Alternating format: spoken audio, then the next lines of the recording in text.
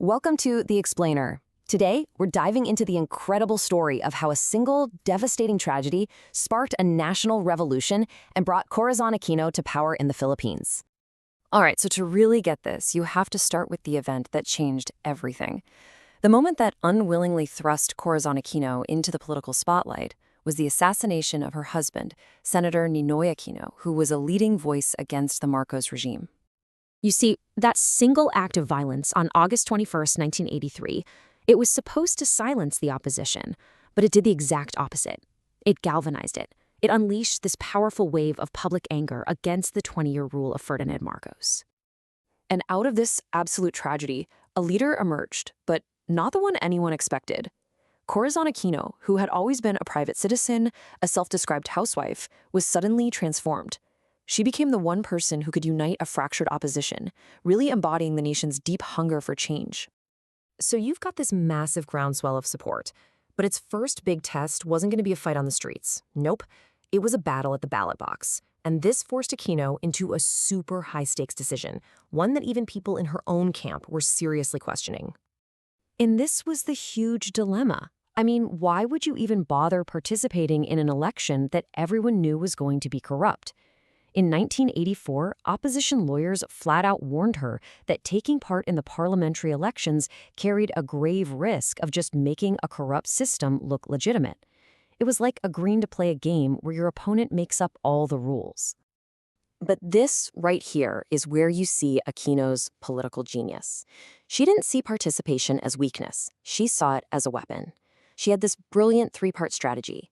First, use the election to actually measure how strong the opposition really was. Second, get people ready for what democracy feels like again. And third, and this is key, expose the regime's inevitable cheating to the entire world.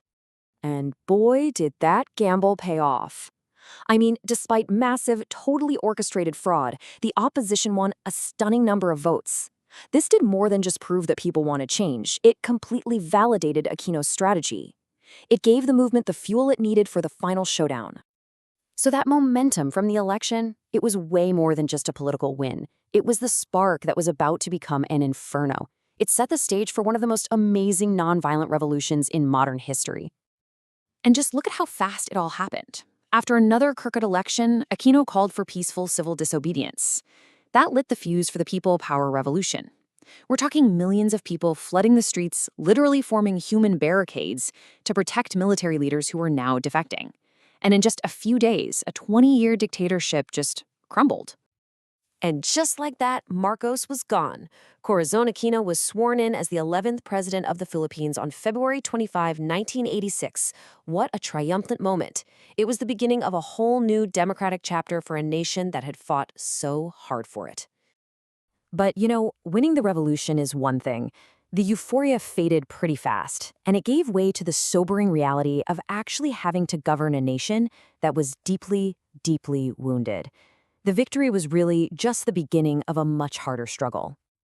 And this is the critical takeaway here. Aquino didn't just inherit a title, she inherited a country on the absolute brink of collapse. She was facing this dizzying list of interconnected crises that had been rotting away for decades. A crushing foreign debt, just terrible poverty, a violent insurgency, and on top of all that, the huge task of rebuilding democratic trust from square one. That debt crisis was especially tough. I mean, she made the really difficult call to honor the country's massive foreign debts, mostly to keep the Philippines in good standing internationally. But think about that balancing act, trying to repay these huge debts while also dealing with the urgent, desperate poverty and economic problems facing her people right there at home. And that really leaves us with this huge question, one that echoes way beyond the Philippines. It's a challenge that so many new democracies face after they throw off an authoritarian regime.